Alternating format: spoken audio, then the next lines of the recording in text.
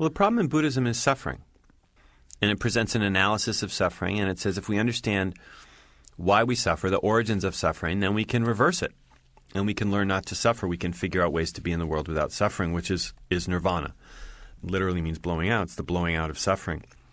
And it's blowing out of the ignorance that causes suffering, and blowing out of the ego that causes suffering, and blowing out of the craving that causes suffering. So it is a kind of more psychological religion in the sense that it aims at things that we think maybe psychotherapy aims at, of being happy, of being less sad, of having less sorrow in our lives. Some people wonder if Confucianism is a philosophy or a religion, and there have been some people who've wondered if Buddhism is psychotherapy or religion, or a little bit of both. That's right, and I think both Buddhism and Confucianism challenge our notions of what religion is. And Buddhism does that by saying you can have a religion without a God.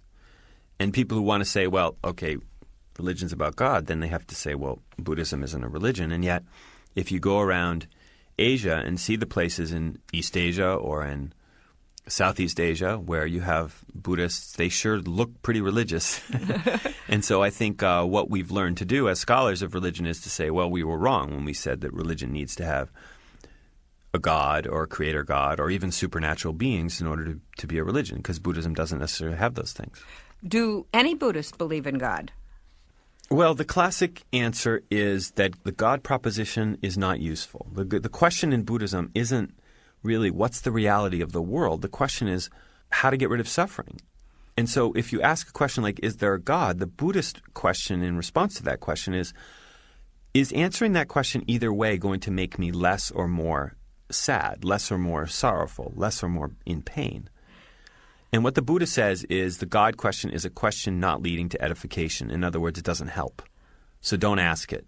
And so I think classically Buddhists have not really been atheists. They've been agnostics in the sense of not even that they don't know whether there's a God, but they just don't care. And they think that asking that question gets you in trouble. Now, that said, as the tradition develops, the Buddhas and other heroes in the tradition start to look a lot like gods. They can do miracles. They can send you to the Pure Land, which gives you nirvana. Like they can do the most fabulous, fascinating, supernatural sorts of things. And so they really function a lot like gods in the Buddhist tradition. Now, Buddhism does have something called the Four Noble Truths and the Noble Eightfold Path. Do you want to say what those are? This is the story of the Buddha where he's in this fabulous palace. He has all this money. He's got this gorgeous wife. He's got this kid. Set this in time. When is that? Well, this is back in either the 5th or the 6th century BCE in northern India. And he's dissatisfied.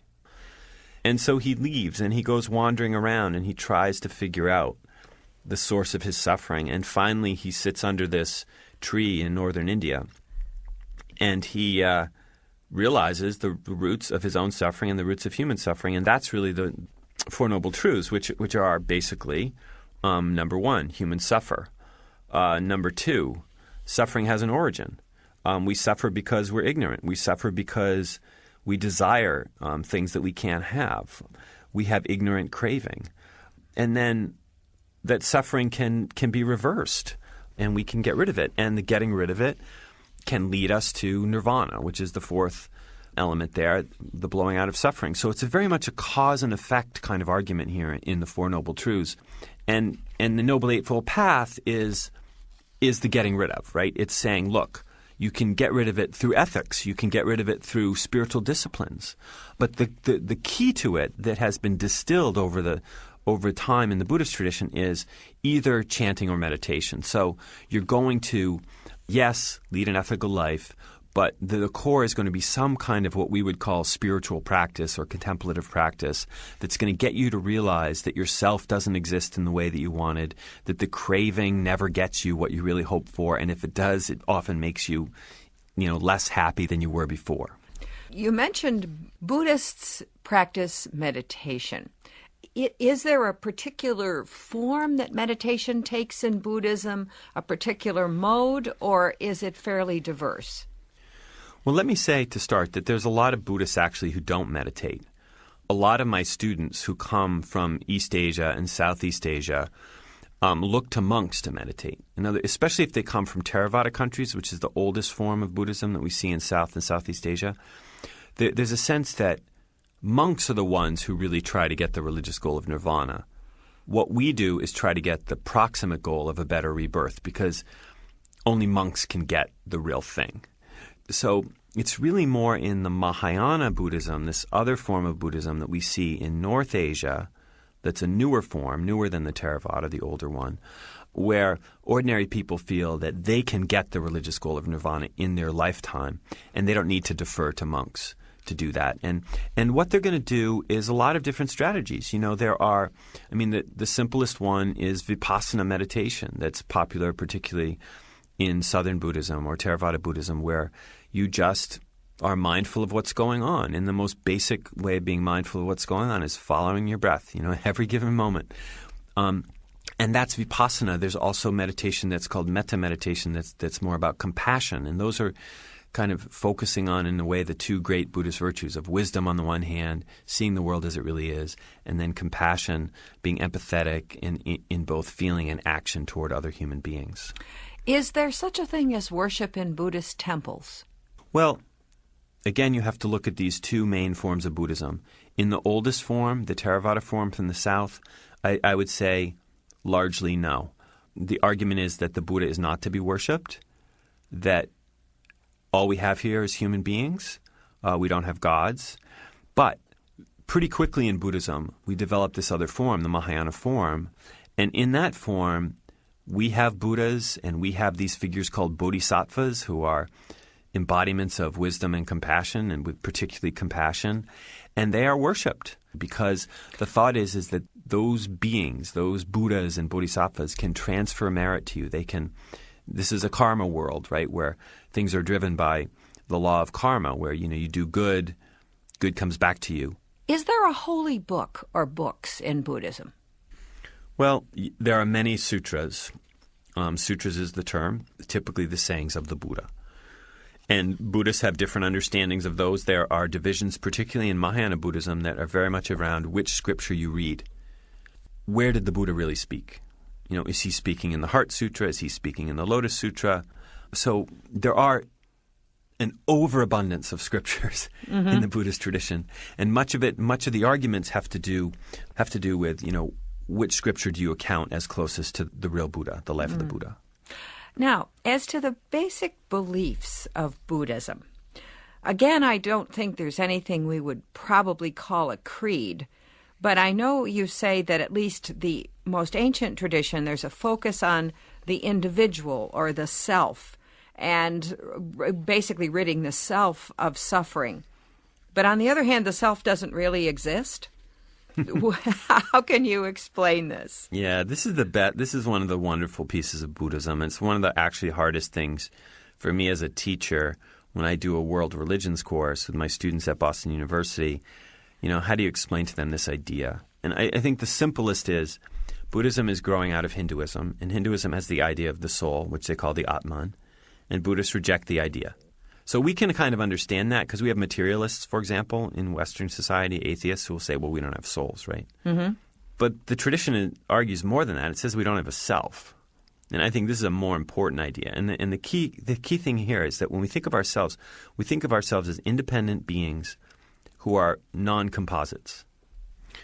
Now, this all sounds kind of crazy philosophical, but the Buddhist point to it is you don't want to suffer. And when you think you are an independent, self-existing ego apart from other human beings and apart from the ecological world around us, then you suffer. And that's the point, is egoism will drive you crazy. So don't think of yourself in this way. And when it comes to the afterlife, if you could call it that, nirvana, the absence of suffering, Buddhists go through belief in reincarnation or rebirth, and that can happen several times, can it not, before one reaches nirvana? That's right, and it's important to note that nirvana isn't an afterlife. It isn't an afterlife grab, Nirvana can happen here and now, and so it isn't like, I think because we think of heaven, we sort of think we die and we go to heaven, so we sort of think we die and we get nirvana. But nirvana is actually something that can be realized here and now.